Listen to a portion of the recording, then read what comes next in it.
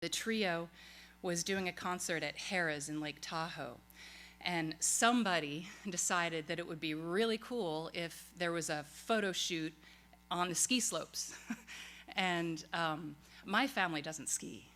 I had maybe been skiing 2 or 3 times, and I was really up for it, but we couldn't seem to get off the bunny slopes. And so Dick looked at me with this little sparkle in his eye, and he said, "You want to go up the mountain?" And I said, "Yeah." Maybe my 4th time on skis, maybe 5th. And we took the lift up, and we must have made a wrong turn somewhere, because before you knew it, we were looking down this huge hill of moguls. Now, Dick was a good skier. I was 15 or 13. Age is irrelevant. And I remember him looking at me, and normally one would expect a look of concern. But Dick looked at me with this big smile on his face, and he said, "You up for it?" And you could see the ski lodge. It wasn't that far away. So I said, "Sure," and off we went. And hilarity ensued. I mean, I was screaming and laughing. Dick was laughing. And I remember, and I'm really not making this up, I actually hit a mogul straight on and flew over someone who had fallen down. I mean, but we made it to the bottom, and we made it in one piece. And, you know, Dick was always game. And up there on that ski slope, he recognized me as a co-conspirator. And I will hold that very close to my heart for as long as I live, because I felt like an equal, and I felt like a friend, and I got to share just a little bit of the adventure of life that Dick lived. So I love you, Dick, and thank you.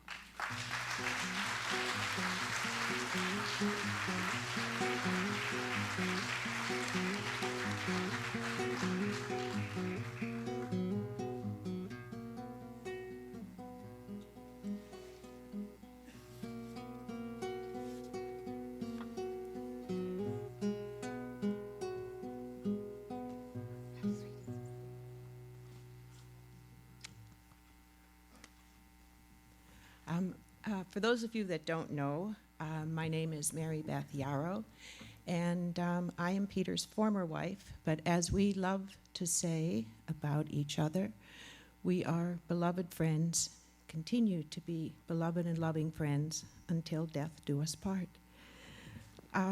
Diane, Peter, and Jonathan, this is for you. I was touched by Noel talking about these cosmic connections, and Betty's words about a way in which somebody is remembered is by the things you remember about them. And that, to me, is the beginning of eternity, a sort of resonance of something that lives on and is left by someone who has passed on, and those of us who are here.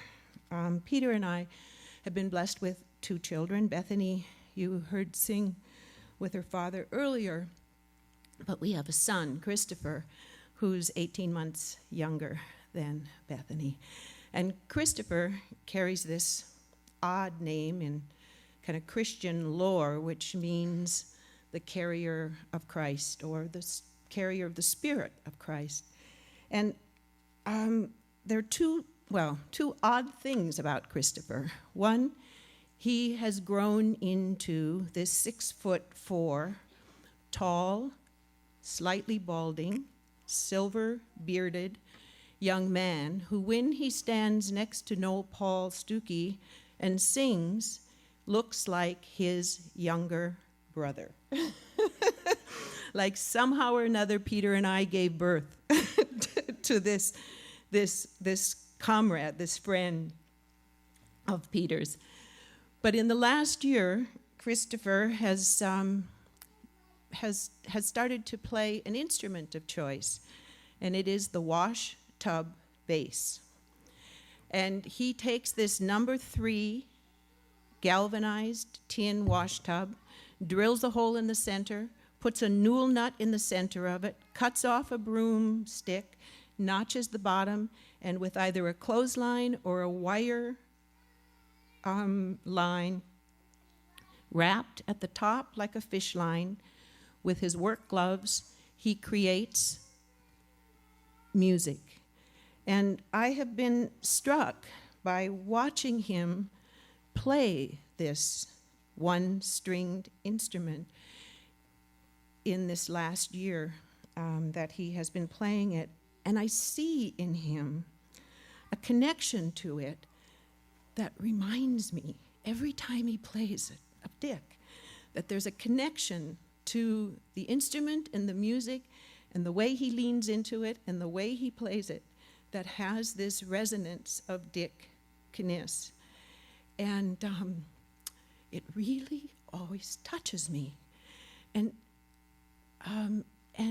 so I think, Noel, of this kind of, cosmic connection that as Christopher plays, Dick is there in a resonance, and that there is not only a bass string of the resonance of his life, but there is a silver string that reverberates in the tapestry of Christopher's life and plays out and speaks to certainly me and I think all of us who don't know Dick but would be touched by this vibration that comes through this tall Christopher Yarrow. And so I just wanted you to know that and to say how touched and moved I am to know that Dick lives in my heart in that way. And God bless you all, and thank you.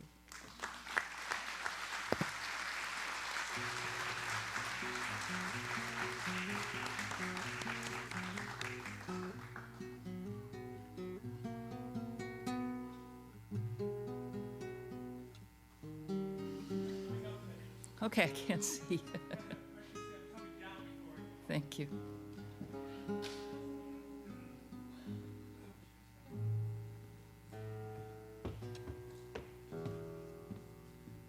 This has been a wonderful afternoon of music. Thank you all for coming. I'm that Rick Rogers. I write cookbooks, and but I should say, well, I can't write the cookbooks unless Diane is there next to me. I also did not want to miss the opportunity to be on stage with Noel Stukey. First concert I ever went to was Peter, Paul and Mary. First album I ever bought was Peter, Paul and Mary. To be a part of this wonderful world, of Diane's world, has been incredible. And never thought that this story would unfold. But something really struck me when people were talking about Dick being an accompanist and how he could stand aside and let other people take the spotlight. Because in my world, Diane is the star, And when I think of the years, and when I say years, we're talking, 27, 28, not long. But Diane and I have had a professional relationship like these guys had. And it's been just as musical and just as wonderful and just as theatrical, too, I can tell you that.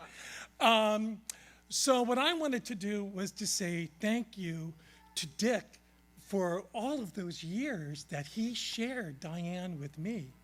And there was also this other thing that came up when the story about Peter and John and McDonald's, about night number 1, night number 2, night number 3, night number 4. Night number 5 was always leftovers from what we had cooked during the week. So don't worry, those kids did not starve.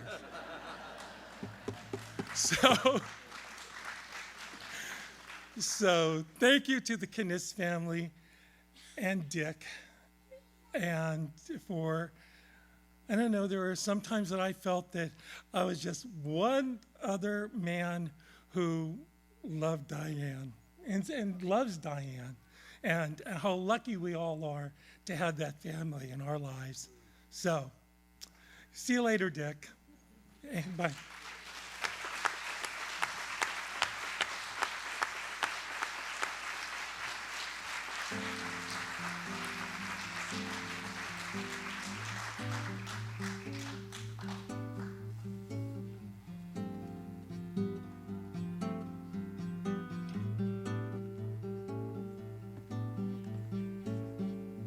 I'll try to be brief.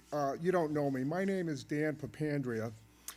I know Dick through the group that's coming out soon, All She Wrote, David LaPlante, Stephen Prowns, Gloria Jean.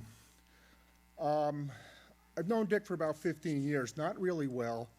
Seen him play many times with David and with Stephen, and then later on with Gloria and All She Wrote. The last few gigs that Dick did with them, because Dick played with them, as a sideman, as a bass player, and he was very ill, and he's had a real tough time doing it, but he did it because he wanted to do it, and he loved working with them. And an interesting thing happened on the last gig. Dick was very ill. He had a tough time doing it, and he came up and played most of the first set. And then he realized he was so tired he just had to sit down and he couldn't finish that first set. And Dick and I had talked many times, and he knew that I too was a bass player. And he went up to start the second set. He played, I think, one song or maybe two songs, and again he came back down and sat down because he was too tired and he just couldn't finish it. And he turns to me and he says, "Dan, I know you play bass. Why don't you just get up there? You can play my bass. Why don't you just get up there and finish the set? You can do it just as well as I can." And I looked at him, and giving him my best John Wayne imitation, said, "Dick, not hardly." And he looked at me and he laughed because he knew the movie reference. And then I could see the look in his face. And after a couple of more songs, he went back up there, and he finished the set. And when he went back up there, as tired as he was, as soon as he started to playing, he just came alive all over again. You could see the light up in his eyes, and he was very animated. And he finished that set, and that was the last time that I saw him play. So thanks for listening.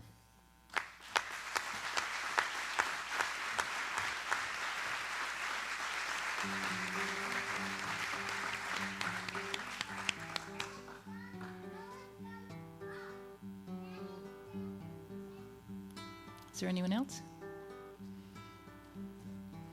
Well then, I'd like to bring on Gloria Jean, David LaPlante, and Steve Pounds.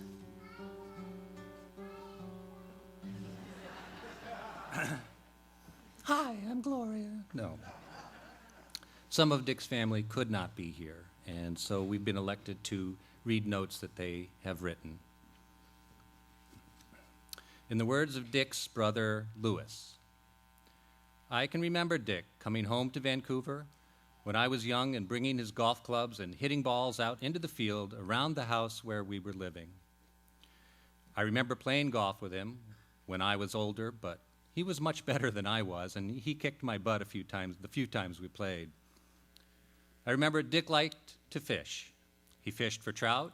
He fished for salmon. I remember the first time I met Diane, we went salmon fishing on a charter boat out in the Pacific Ocean. Diane caught 5 salmon. Dick got blanked.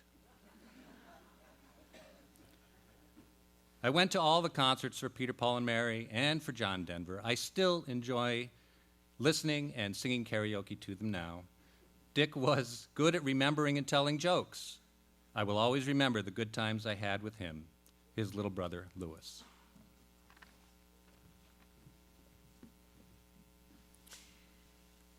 In the words of one of Dick's sisters, Karen, "I was very young, 6 or 7, when Dick left Portland for New York to make his fame and fortune. I remember very clearly his first visit home after he'd been gone for several years. It was Christmas, and he had told Mom that once again he would not be home for Christmas. Little did we know, he already had airline tickets in his pocket when he made that phone call. It was late one night, we were all in bed, when a car pulled into the driveway, and I could hear Mom calling and crying, 'He's home, he's home!' I was so excited to actually meet this big brother of mine, whom my mom was so proud of. I grew up idolizing him and looking forward to his visits. I will miss his great jokes, the twinkle in his eyes as he smiled at me, golfing with him, and watching him play his beloved bass. I think of him every day, and I know he is, once again, playing his bass and making beautiful music. Karen.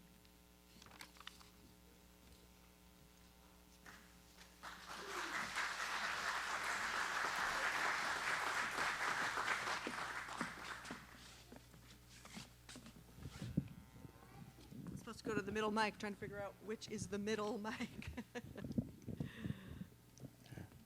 I see. Oh, I can do it now. Well, for me, of course, Dick was a childhood musical hero who became a friend. Stephen and I started performing with him almost 20 years ago. Now, as you've already heard, the trio on stage referred to Dick time and time again as the fourth voice of Peter, Paul, and Mary. And we were very privileged. We felt very privileged to also be able to utilize that fourth voice in performance. So it's about 10 years ago now that the three of us formed the group All She Wrote. And after being a singer-songwriter on my own, I was just thrilled to have a band. But they came with the best bass player, Dick Kniss.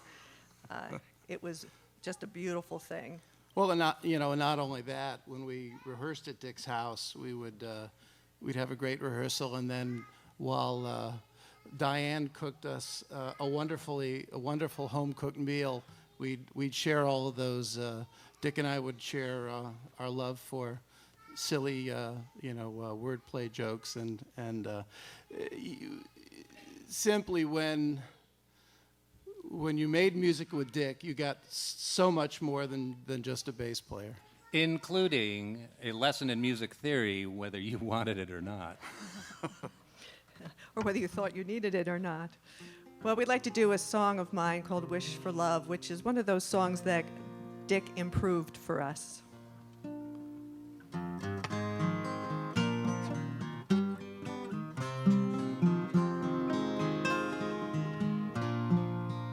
As a girl, I'd sing each night after Mom turned out the light. Wish I may, wish I might, on the first star shone above. But only one wish came to mind, and so I wished it every time. Looking up so starry-eyed, I always wished for love. Starlight, star bright, I wish for love tonight. Now I have had a fruitful life, a daughter the light of my life, have many good friends and many nights, somebody's love I found. But lovers came and lovers went, it's not exactly what I meant. Wish for love and love was sent, but it never stayed around. I always wish for love on the first star up above, counting on them one by one. I always wished for love. Starlight, star bright, I wish for love tonight. Now when I tuck my daughter in, she asked me, Mom, please sing again. I wish you learned to sing back when you know that one about the love. But I sing to her a different song and help her as she sings along. A newer version, right or wrong, to wish for more than love. Wish for a love that's strong and true, that holds on when you're down and blue. Love that takes on hard times too, never lets you down. Love is strong when old as new, promise made and kept by two, binds like ribbon, holds like glue. Love that stays around.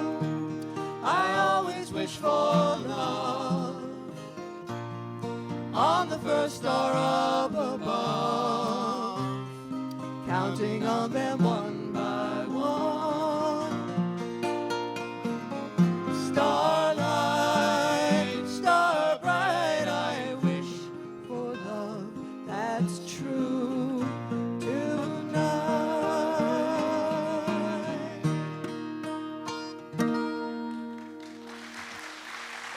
Thank you.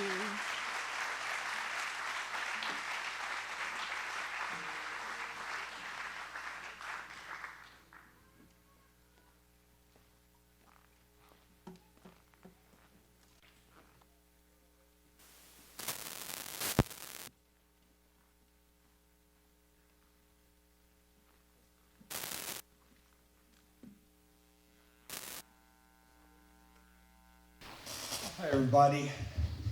I'm Steve Weisberg, and I flew up from Texas yesterday, and I am so glad I did. I'm so glad to be here. And I need to let you know that I did not vote for George Bush. I'm really sorry. Really sorry about that 8 years, but at least back in Texas, we Democrats knew where our dick was.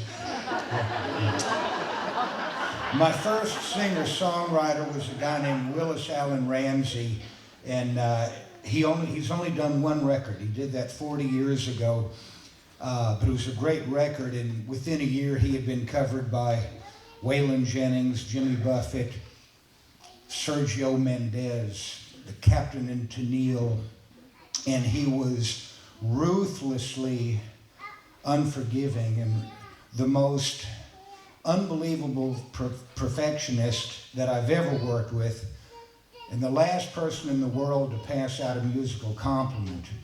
As a matter of fact, I just remembered driving down Sunset Strip with Willis, and there was a poster by Tower Records, Rocky Mountain High, and I remember Willis going, Rocky Mountain High. But when we got back to Texas, he called me and said, come over here, you need to listen to the world's best bass solo. And he put on a Peter, Paul and Mary record and a song called What's Her Name? And he made me listen to it 5 times. And it was this guy, Dick Kniss, who I'd meet about a year and a half later when I moved to Texas, when I moved from Texas and started working for John Denver as his lead player. And I had the good fortune of working for John and mainly of working with Dick for 8 albums. And it's funny, I'm just now beginning to go back and listen to those records. I left that behind for a long time. And my intention was to go back and listen to my playing, and did I like it? Is it something I might want to do now? But what I ended up hearing, what I always end up hearing, is this bass. So off the wall, so unconventional, taking what might have just been folk music and infusing it with all this amazing syncopation and jazz. And I've never heard anybody play such simple music with such finesse and intrigue as Dick. He was really quite brilliant.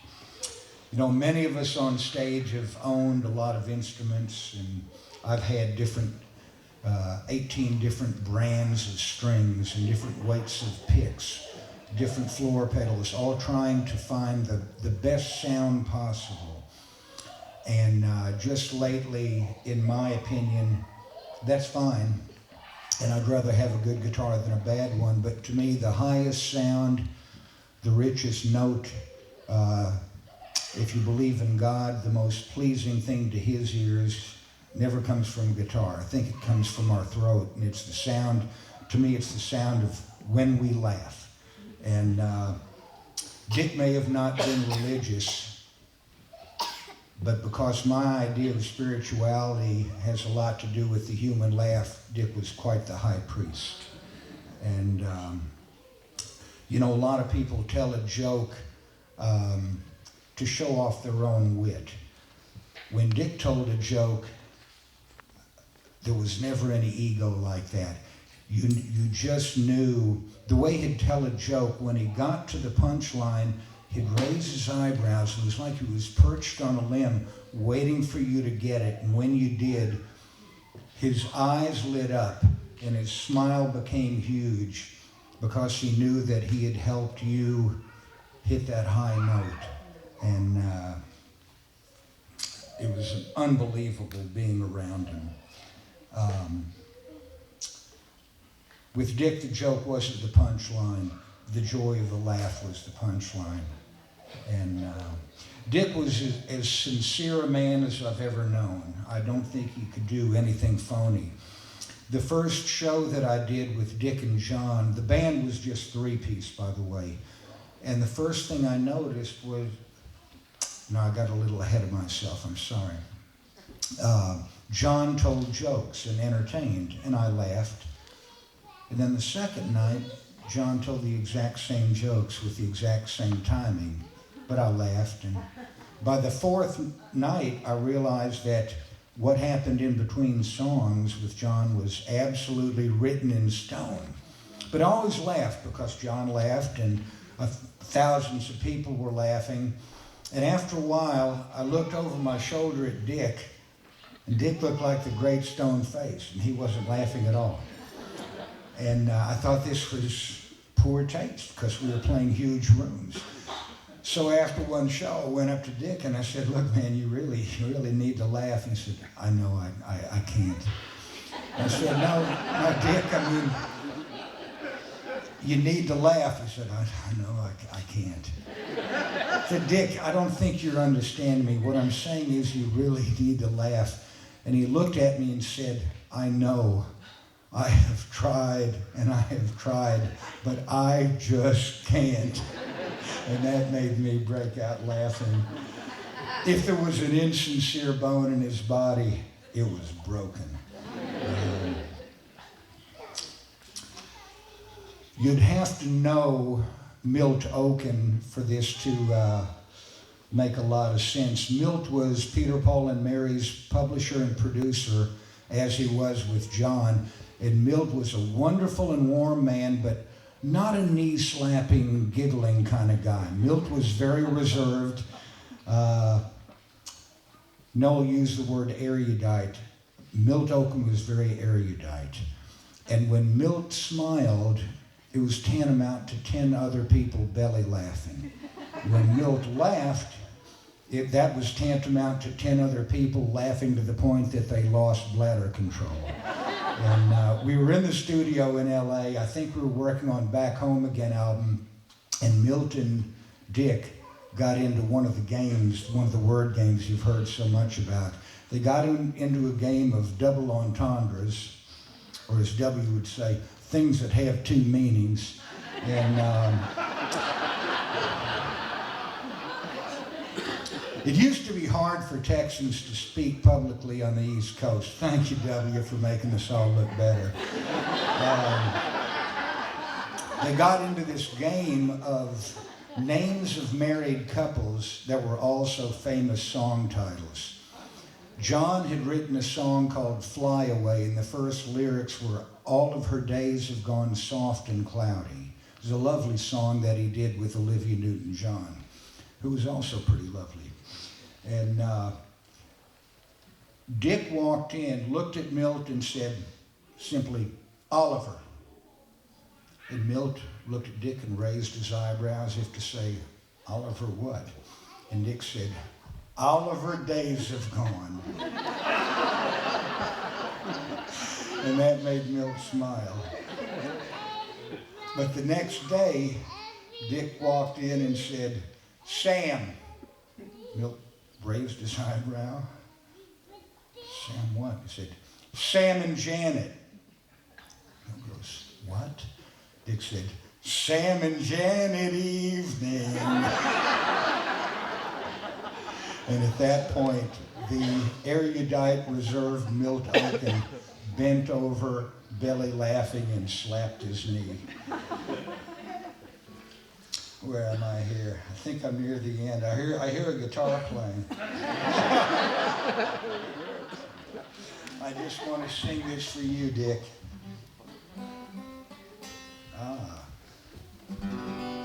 All of her days have gone, and the last song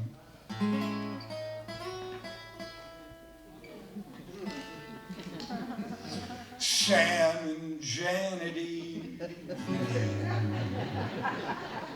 Dick Kniss, you were, you are, and you will be well loved and regarded with warmth and mirth. God bless you.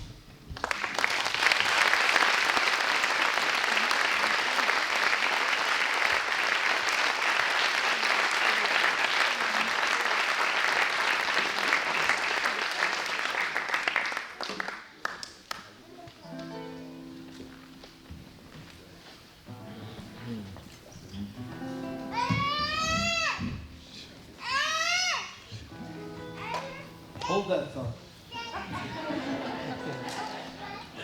Once again, this is a request by Diane, but it's also a song for you to sing with us. So it's a song of farewell that Mary made iconically famous. A song of that was extraordinarily important to the young men who were going off to war, leaving their loved ones behind. And Dick played it with us, Peter, Paul, and Mary, with John Denver, who wrote it. So it's a lot of history in the song. And you're encouraged to sing the chorus with us. And we'll sing Peter and Paul, and you'll sing Mary, okay?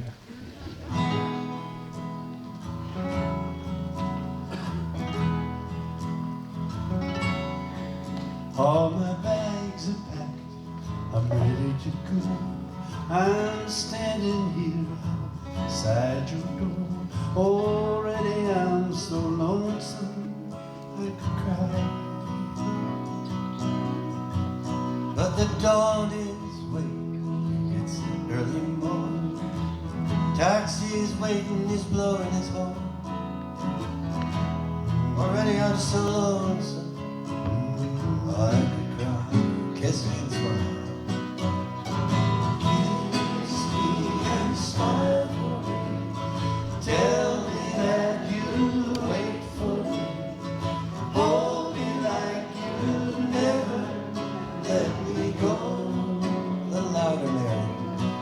I'll be on a jet plane.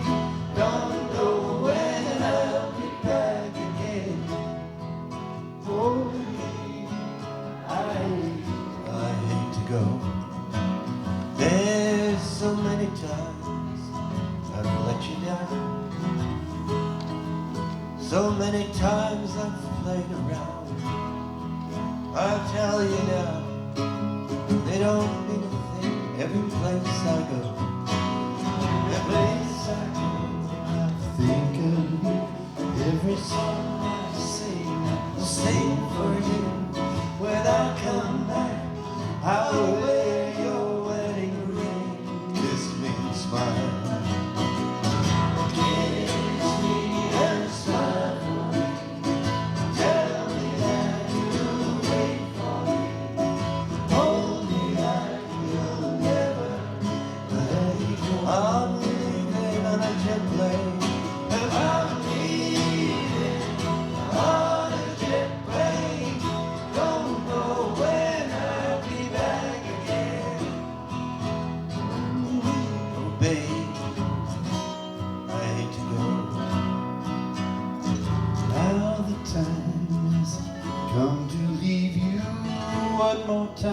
darling, let me kiss you. Close your eyes, I'll be on my way. We'll dream about the days to come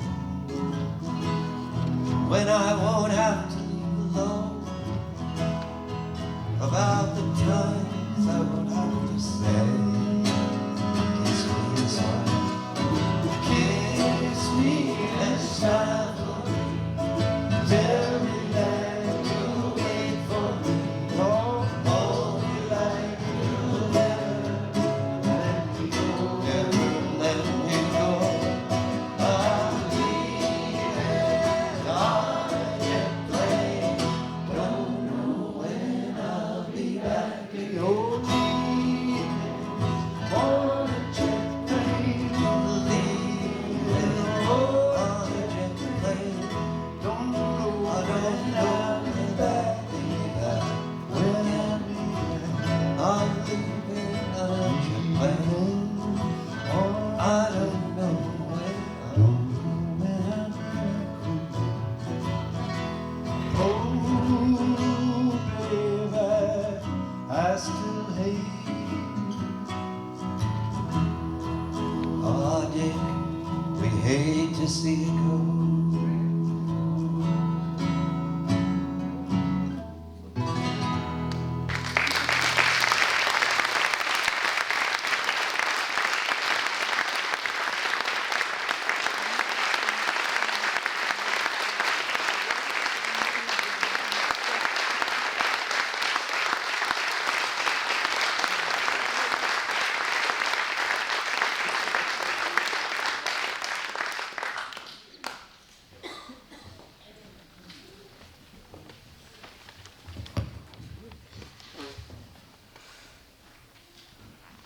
Spirit of all life, be with us.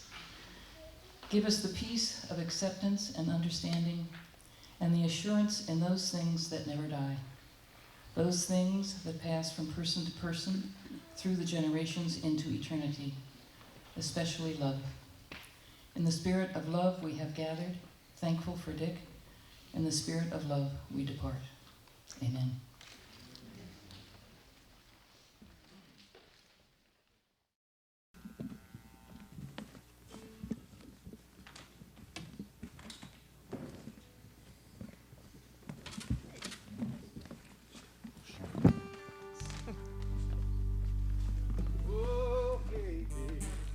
Well, we're glad your sing-along voices are warmed up. A song by Dick Kniss and John Denver. Do it for us. Please do join us in singing the whole thing.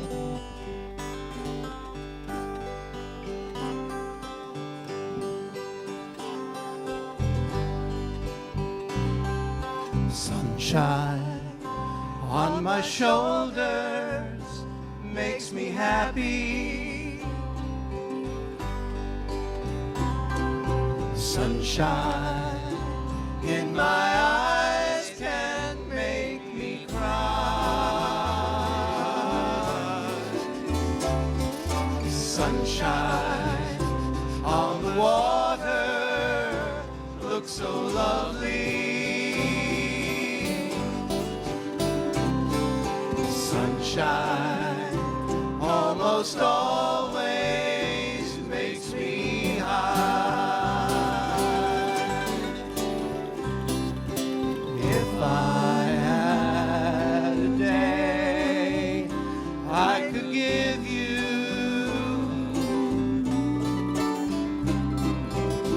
I'd give to you a day just like today.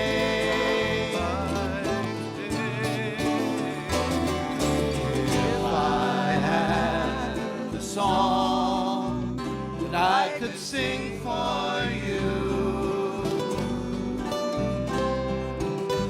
I'd sing a song to make you feel this way.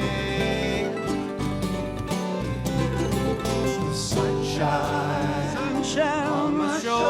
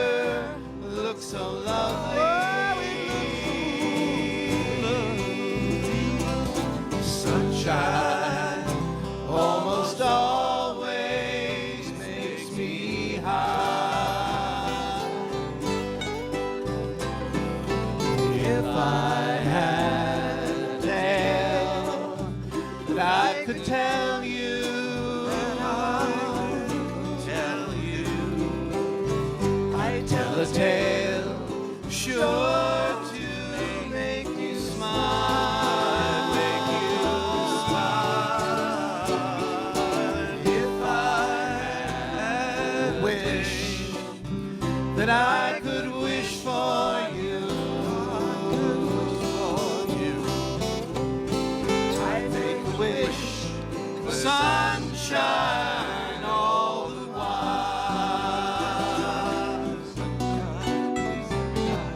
Sunshine on my shoulders makes me happy. Sunshine